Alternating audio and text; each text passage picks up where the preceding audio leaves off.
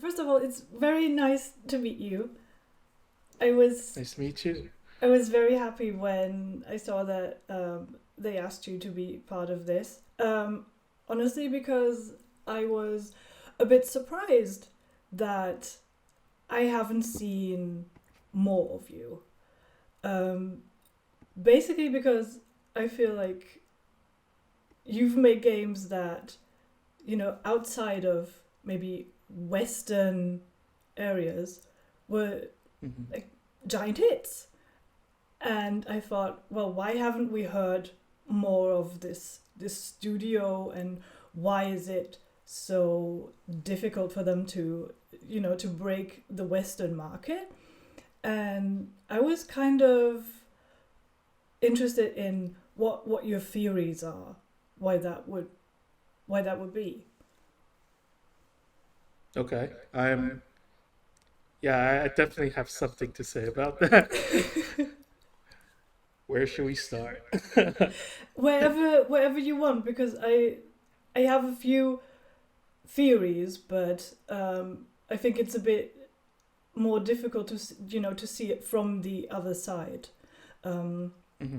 because I know that as a journalist, sometimes games just fall by the wayside, and I know that sometimes we tend to overlook certain genres of games and certain types of games, and I think visual novels or visual novel-ish kind of games like the Opus series is maybe one of those types, but also games that have a bit of an anime influence, as it were, I think have still a bit of an image problem sometimes, um, because for Western audiences we're still about hyper realism a lot of the time, like especially in AAA games. That's one. Good old xenophobia would be another, maybe. Yeah, Um, but that's as yes. far as I got, and I just want to know, what of that is true, and what else could it be, because it's not always easy to tell. I think for devs either. Hmm. I think let's let's address the most obvious one. I think the language barrier is the most Hmm. well most important factor that really kept us apart because we have we're based in Taiwan.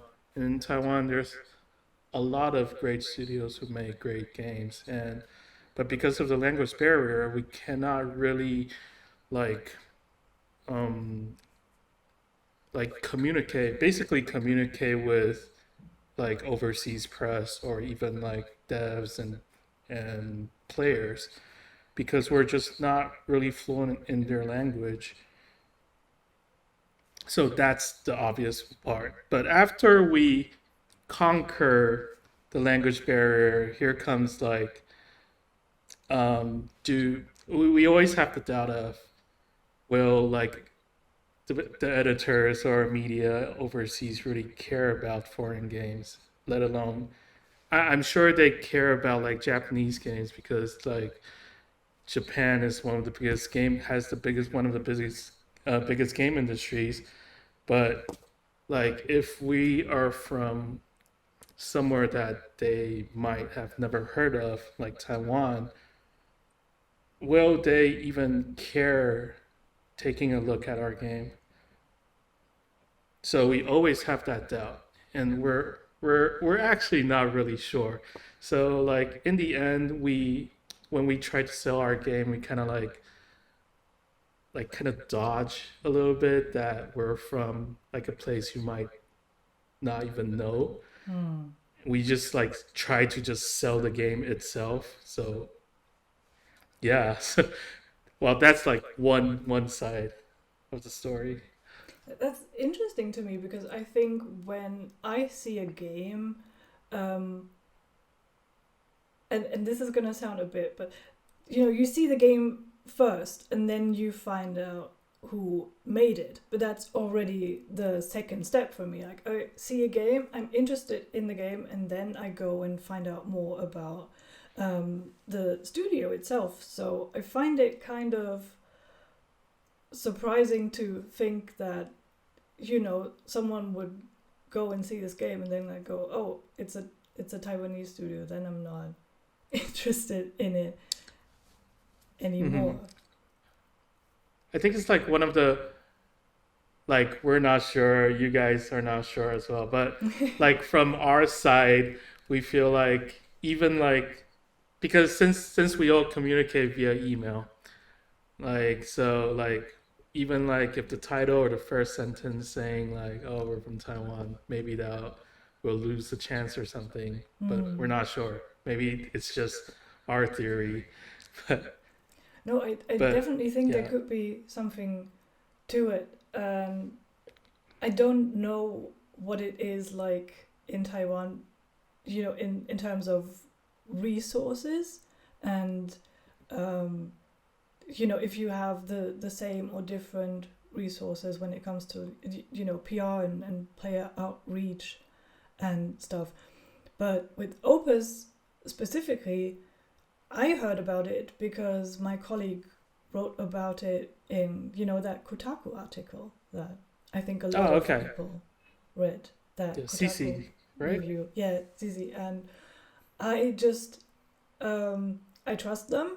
And I think also the review itself was very good. And then it turns out that you had, I think, help in PR matters from future friends, yes, whom I also know and trust. So that just came together very well. That's how I heard about the game. But it was surprising to me to think that sometimes it does really depend on, you know, one person writing an article, because that is generally not how I feel about the work that I do as a journalist. I'm kind of thinking that, oh, you know, I'm adding my voice to something that's already there, but to see someone like facilitate an actual discovery, it was actually kind of exciting. I think like after the game has been released, Echo of Starsign has been released, we kind of figured that we really need to like build like an online presence for people to discover us, because we, just like you said, it's like for this time we kind of rely on the word of mouth basically. So if nobody talks about it, nobody would care. But we feel like, okay, if we kind of build our community on Twitter, if we like know a little bit like more people on Twitter, maybe that will make us have a better chance of being discovered by other people.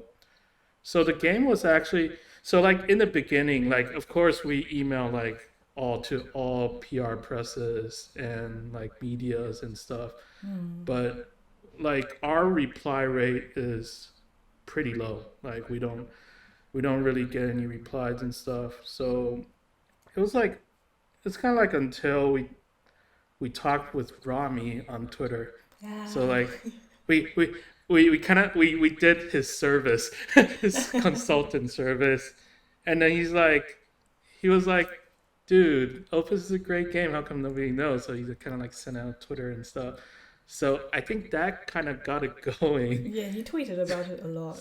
That's true. Yeah, so it's like it was quite surprising like how effective it was and how he really helped us. And of course, CC wrote an article about it, and that kind of like broadens like more like basically more people learn about the game.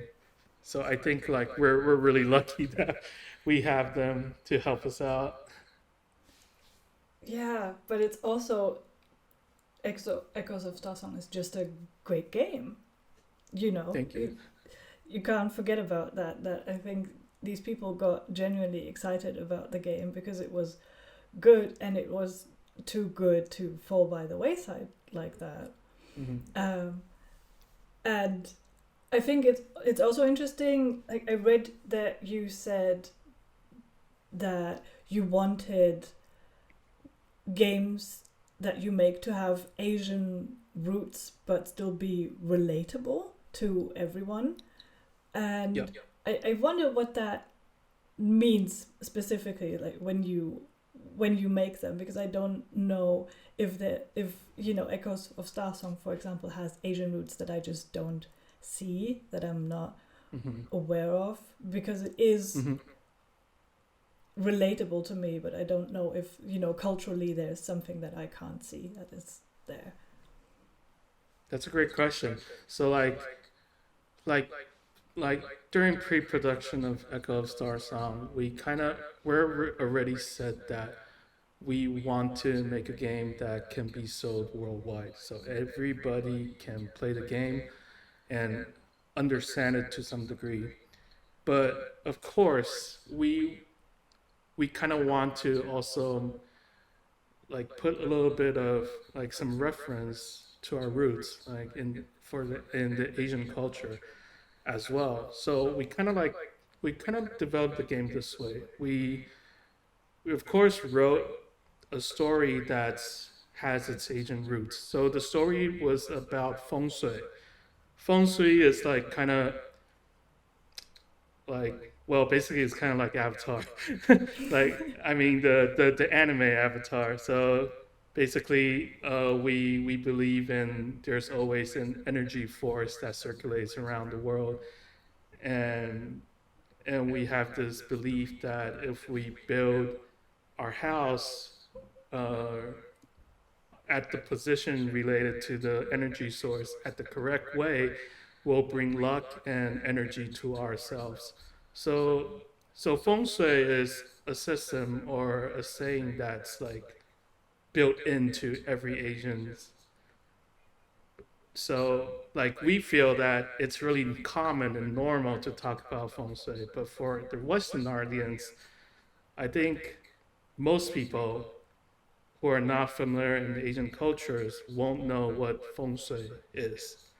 So so we so in the Asian market we kind of market it as feng shui in space. So, but in the Hmm. U.S. we couldn't market it like this because nobody knows what feng shui is. And nobody will be interested in playing our game. So we have to find another way to sell our game to make them relatable.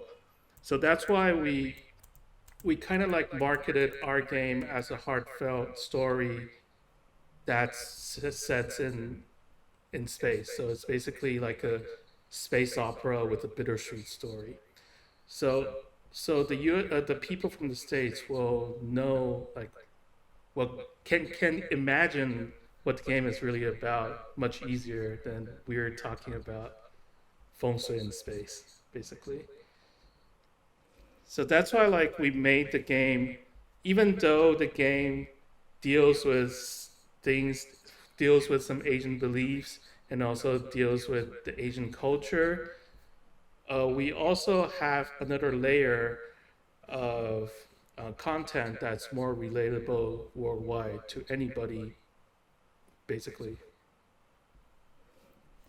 Yeah, I'm still trying to, now that you said it, figure out what feng shui in space would be, because the only thing that I know about it is the way that we used to relate it to architecture in the early 90s, where it was stuff like don't have your bathroom opposite your house door and stuff like that, and Yeah. put a lot of plants. um but I think in Echoes of Star Song it would be related to the energy sources that you have. Yes. Yes. So basically, the energy source is called lumen in Opus, and so that is actually deeply rooted with the concept of feng shui because those are the energy source people seek, but there are but you can't see it with your bare eyes. You can just feel it. So that's kind of the same as feng shui in Asian culture. It's like you can sense the energy around you, but you can't see it. But well, so that's why like, but we didn't really want to like package it as energy source because it'll be really like it's kind of like people will perceive it as, oh, it's just kind of like a currency or like oil, Yeah, I but did. we don't really want to convey that. Yeah. So we just made up a word called lumen. I did. Someone refer to it as space petroleum. Basically. I mean, yeah, that works, but it's also, it's also magical, and I think that there is generally a very strong magical element to the game, and I'm glad that you cleared this up because space petroleum doesn't feel quite the same. Exactly. But So yeah, it's kind of funny, like in the Western audience way, we kind of not talk about the lumen as much. We focus as more on the loss and the love between June and Ida, and how their love crosses time and space, because those things are more relatable to Western audience, because Interstellar is basically about love that crosses time and space.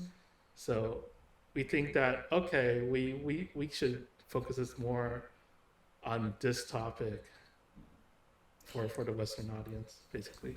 do you think that the difference may also be in how Western audiences like to ask about gameplay immediately? Like, I don't know how relatable that is everywhere, but it sounds to me like That with Asian audiences, you went, story first. This is the story that you can see, and this is also what I got from the trailer, because the trailer is really, to me, like a really Asian trailer, and a lot of Asian trailers that I've seen often have no gameplay at all. They, just focus on what you get, or who the voice actors are, but not necessarily what the gameplay is. And I think over here, everyone immediately asks you to show them gameplay, and they really want to label stuff as it is. I think that's kind of true for like pretty much everywhere. Okay. Like I think the general audience, they always want something immediate. They want something that like immediate satisfaction. They want to hit something and get their feedback.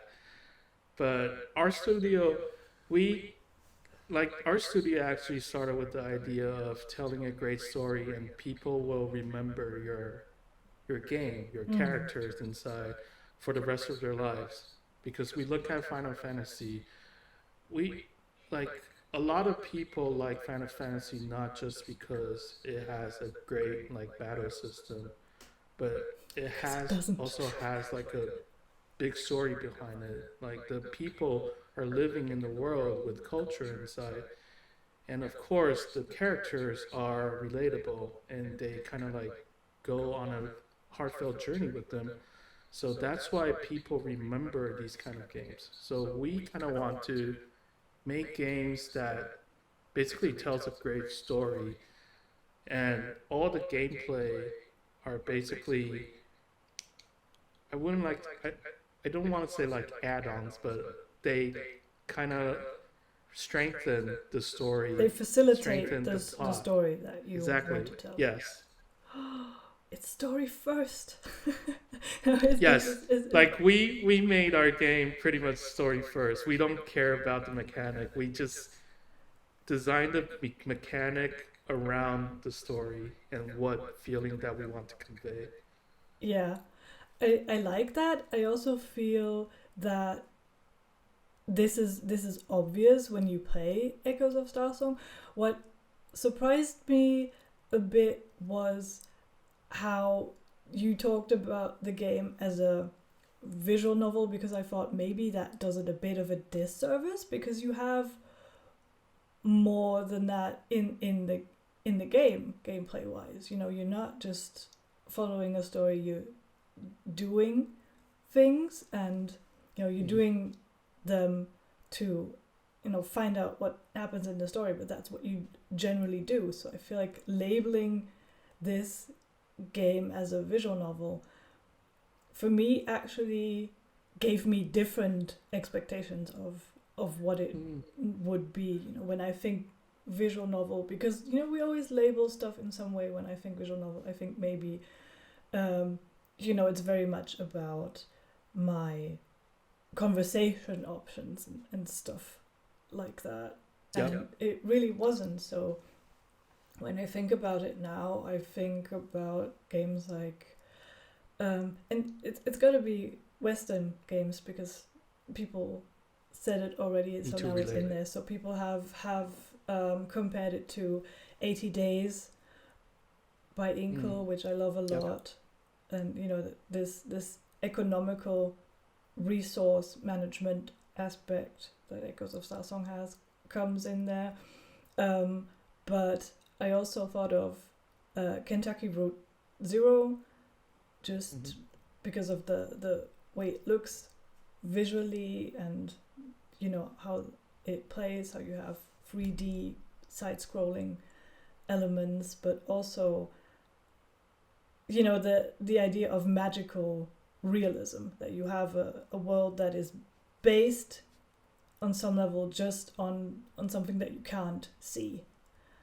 That's what I really liked. But also people have mentioned Makoto Shinkai films. And I just want to know if that's on purpose, or if that is just a storytelling way that we immediately grab onto now that everyone knows Kimi no Na wa, Your Name. I think Makoto Shinkai has always been a really big influence in us in terms of either art style as well as the way of storytelling. And our co-founder, my other co-founder, is a big fan of him. So we're actually pretty happy that people find like there's a point of influence with Makoto Shinkai. But yeah, we do have a little bit of that. But I'm really interested because you talk about like labeling the game, because I think one of the things that we really struggle is we don't really know how to label our game, because it has a whole variety of things, but like as you say, like we have some resource management built in, but our resource management is not that deep, because we just want to we want just for the players to feel that they are traveling in space. We just want to convey the idea that they are actually surviving in space, but we don't want to make something like super deep with like all these intricate mechanics and events happening and stuff. So if we branded our game as resource management, I think it'll, like, people's expectation will be, again, really different. But one of the big problems of releasing a game is like Steam relies on tags like heavily. So we're kind of forced to do this puzzle of, okay, what kind of tags are really relatable to our game. And I have to admit, like, we're really struggling. So at one point, like, because like on the dev page, I think like it's called the tag creator or something on Steam. So if you like put different tags together, it'll show you that like the similar games that has these tags. So we're like, okay, our game is kind of like it's kind of like what Remains of Ethan Finch or Firewatch something. So we're trying to find like the perfect combination that will output Firewatch to us, but we just couldn't. And then like in the end, we just like, okay, we just like separate in weeks. So every week we kind of like change the tag around and see if the games recommended are more in line to what we think our game is similar to. But like, yeah, like we're not really good at tagging, and we still struggle on trying to like really describe this game. So are the tags that you put not the popular user-defined tags that I see on the page? I don't like I Mm-hmm. see tags, but it says user-defined, and I always thought, oh, players put those. Yeah, I think you kind of like set the base first, and then if other people like choose different tags, it'll kind of influence Oh right, the tags you'll get for your game. because looking at it now, and I've opened it quickly. I mean, visual novel is the first tag that comes up, but the interesting thing to me is that every like most other tags that people have for this game are not necessarily genre related. They say stuff like Yes. space or story rich, and this is interesting to me because I think these are also things that for me I gravitate towards more than saying, okay, this is this specific kind of game, like this is a platformer, because um and I don't know how that applies to players generally, but I think for me I would play something that I would usually shy away from if someone told me, this is like a very atmospheric game, or this is, a story rich game, because I obviously have, you know, a love for narrative games. So if someone said, oh, this is a platformer, but it's got a really good story, a game like Celeste, maybe, or at least try Mm-hmm. it. Celeste did go very well for me, but um, I know you I like think Chris, right? we have to label stuff somehow because there's so many games. There's just Yeah. too many games. But I think it's kind of sad because through labeling we miss a lot of stuff. Like I try to Exactly. get more people interested in visual novels just because I think there's a lot of great stories that people are still missing out on. Um, just because they're saying stuff like, I'm here to play and not to read. That's just weird to me, because especially because you said Final Fantasy, and I think this is such a good example, because I think a lot of the success that Final Fantasy has right now still runs on that feeling of nostalgia that we had for the first few games. Like when I see them discussed, everyone says, oh, of course no one plays like turn-based games anymore, but that was great. And I was Mm-hmm. like, yeah, why not? If someone gives me a game that gives me that same feeling, then I wouldn't care very much about how it plays, but I don't know if that is actually, what most people think, or if they're like Mm-hmm. historically, no, I have to have like lots of gameplay. Yeah. So it's like one thing that I observed that's quite interesting is that for our game, for Echo Star Song, we kind of like brought more people in because of the story they have experienced. So yeah, the story is pretty much a bittersweet story, so people will cry in the end. So like there are like streamers who play our game and they cry in the end, and that's like the hook that brings them into the game. Like they want to experience the last part of the story regardless on like what the gameplay mechanic is. So like for somehow we kind of like didn't sell our game with like what kind of mechanics it has, more of you'll cry in the end. So people got drawn by that. Wow. It, I mean, I did see some Twitter posts that you made, like the one, for example, that has like someone going, I can do this, I can play this without crying, kind of like try not to cry and then cry a lot. Yeah, exactly. That kind of thing. But that is, wow, like that people really seek out that feeling. I didn't, Yes. that changes a lot. That means I can Yeah, actually. there are still people who kind of like don't care about the gameplay and kind of want to just experience the story alone, but not the majority. So, I mean, like the like the like the most people, like the general audience, basically still seek for something like pretty much genre games, just like fighting, roguelike, and stuff like that. But I mean, there are still a lot of players and people who just want a great story. So yeah. It's nice that you brought up the sadness though, because I think all of the Opus games are, if not outright sad, they're at least a bit melancholy. And I've been wondering, like, is this on purpose, or does that just happen, or are you just really going full tilt?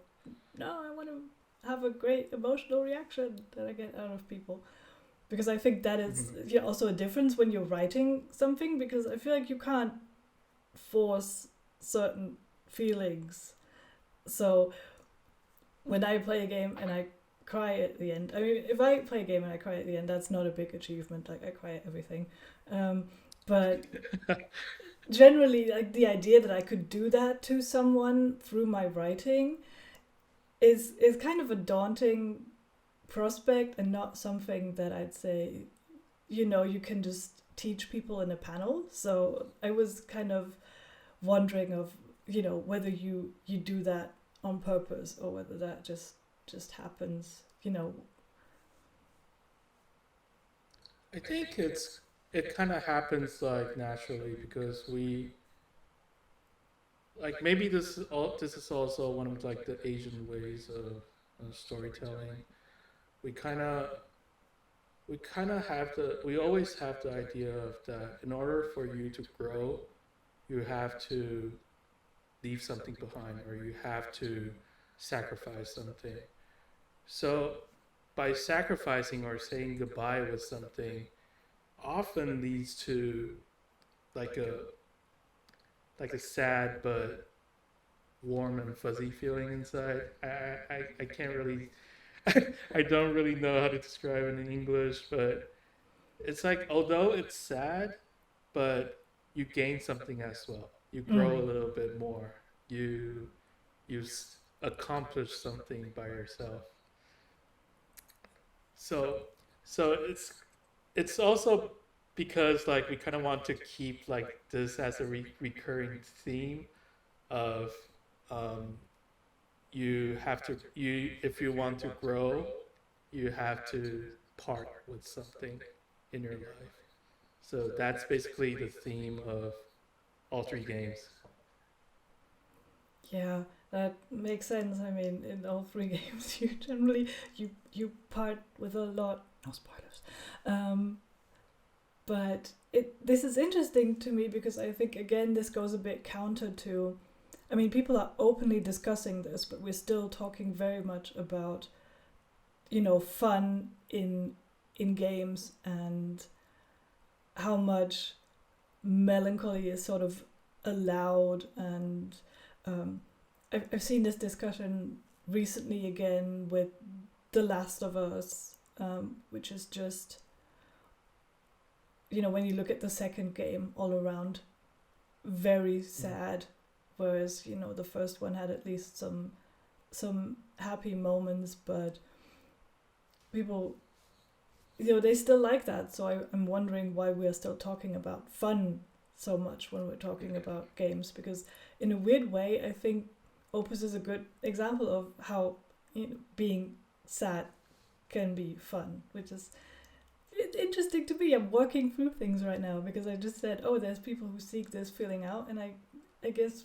once you learn to kind of like see that there's good things in feeling sad for a bit and letting go, and yeah, maybe you would try to be sad more often. Yeah, I mean, this is a this is like a really debatable question because what is fun? What's the meaning of fun? And we kind of perceive as this way of fun, meaning that you can fully immerse yourself inside the story without any like other side factors. So that's why we kind of like build all of our mechanics around the story because we want people to feel immersive. We want them to be connected with the characters inside. And so that's our theory of fun. Yeah, I think that works. I like that. Um, but also the Opus series itself, the games are in part interconnected through that universe that they share, right? Yeah. So I was wondering, especially because I saw the reveal of your next game, Prison Peak. Yeah. Prison Peak. How that is? Yeah, let's do the promo. Let's say the name. Yes. How that is, because there's nothing outwardly space like about this. So I'm wondering what you're taking to that game next. If it's not just outwardly, hey, we have this world that we've built, but what else there is that connects those games. Mm-hmm. So we kind of like build all these build like the series purposely to that so that the games are not interconnect with each other. So they have the same setting. So you'll see like familiar names and like familiar settings, but like on the timeline, they're not like directly related to each other. So kind of like again, bring in Final Fantasy again. Like we have a character Sid. Sid is across all Final Fantasy series, but in a different form. So you're like, okay, this time Sid is a battleship, or next time, oh, Sid is a character inside the game. So we kind of want to keep all of our games kind of disconnected in some way, but if you play the series before, you'll like recall like names or people that, oh, okay, you met them before, or you know the name of certain things. So for our fourth game, although it won't be space, there will be some aspect of the game related to space. And of course, there's some, I couldn't talk more about it, but there are also things that you interact with that are related to our previous games as well. Why is it important to you to still have a bit of interconnectedness, even though it's not much? I think it's just kind of reward our fans that's been following us from the past, because we kind of design all the stories to be like in this world of ours. So we feel like if the fans of us who's been following us from the start notice these things, I I feel like they'll be more connected to us as the developer, because we kind of share this little secret that, okay, this game is actually influenced. This game actually has some elements that's related to the previous games, and I'm sure they'll feel proud too because they kind of like spot the hints that's related to the previous games as well. Do you also have themes that you want to return to, or is it just that general feeling of interconnectedness and love that people share, which could also be a theme? Is there a general feeling that you always try to convey?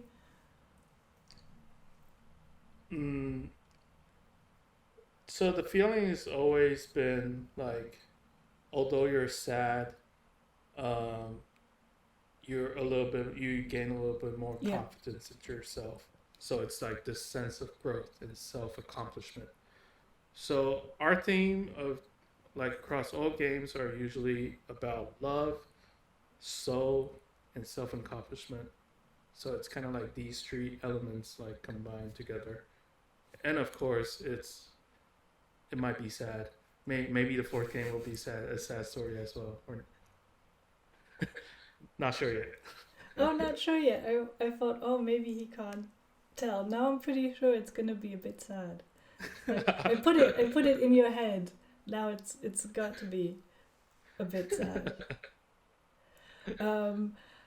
I played the game Echoes of Sarsong. I played it once before you had the Full Bloom edition, and then after you made those editions. And again, to add voice acting to me was like a very specific sort of fan service kind of thing, because I'm a bit in that camp of I will really play a game for the voice acting sometimes. Oh wow. Okay. Yeah. And also because the people who made Oxenfree, Night School Studios, they talked about how their game would probably not have worked as well as it did without voice acting. So I was kind of interested to hear where you stand on that, because obviously, you know, it is a cost thing, and you probably couldn't implement voice acting until you had certain funds available. But do you think, oh, this is something that made the game like much better? Yeah, as you said, like we didn't really have the time and resource for implementing voiceovers, but it has been always in our minds that we should at least try to implement something like this, because I think one of the weakness of like a visual novel or a story narrative driven games are the text length. So there's a lot of reading required to play the game. Like, yes, our game has some really heavy reading as well. But we realized that the reason we have this much text is because part of it is we're trying to convey a feeling of the characters through text. And since our art assets are so simple, like they don't have that many emotions. Maybe we have like the head on the next to the dialogue, but there's only like around 20 different expressions that we can express. So oftentimes we need to express all these feelings through words. But if we implement voiceovers into the game, it somehow, in some degrees, it kind of alleviates it kind of helps on conveying the emotion, because the actors can put their emotion inside the dialogues, so we don't need to like write as much dialogue, basically. So we think that like adding voiceovers certainly really helps our game and helps the players to be more immersive inside, because they can clearly understand the tone, the feeling of the character speaking. I think. And oh, sorry. Go ahead. Also, one thing to add is really interesting is we kind of made an experiment that in the options menu you can disable certain voice actors. So because we're thinking that, oh, maybe there are people who kind of want to play their own part, such as maybe like Zelda, Link never talks because they want you to be portrayed as Link. So we kind of did that experimentation, but didn't really work out that way. But oh, I thought it was a thing that you did maybe for streamers, because there's a lot of streamers who like read stuff and do their own voices. Exactly. Oh, that's also part of the reason. I was sure this was going to be something that, oh, that's kind of sad. I was sure that this was going to be, because it's a bit like, I don't know how many people do voices. I do voices all the time, but I thought maybe for people it would be like, you know, when you play D&D and you do your own voice. I think that's very fun. Yep. I'm kind of sad that didn't work out, but maybe we're kind of bummed out too. But maybe once you have the voice, it's kind of, you know, it's difficult to get away from that. So maybe if, you know, someone discovers this option, you know, after the fact, then, you know, that's already lost and you can't really influence that. So maybe maybe it could have been something more prominent, but that's difficult. But I also think the voice acting is just really good. I can only speak for you know, the Japanese one, because that's the only one that I can understand.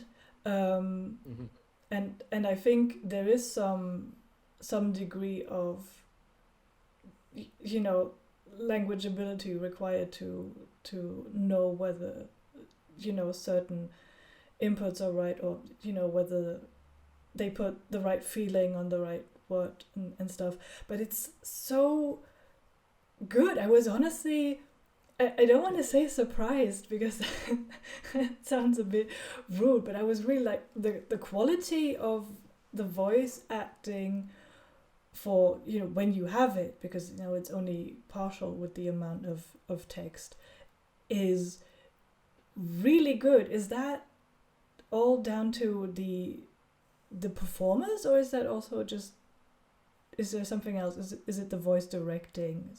Is it everything? Because that is just really, I really just want to make sure that I've said that. We always have like someone from our team who has experience, who are like pretty much anime buffs.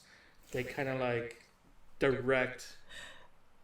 So when the actors are recording in their studio, we have someone who like listen at it phrase by phrase and kind of like direct the direction, say if this tone needs to be stronger or weaker. So yeah, we spent a lot of time like just sitting through the recordings with all of the actors and listen to everything.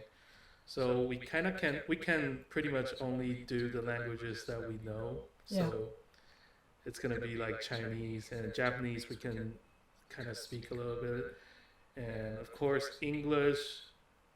Maybe in the future. We're still experimenting on that, but yeah. But you are thinking about maybe, doing that in future, having English voiceover.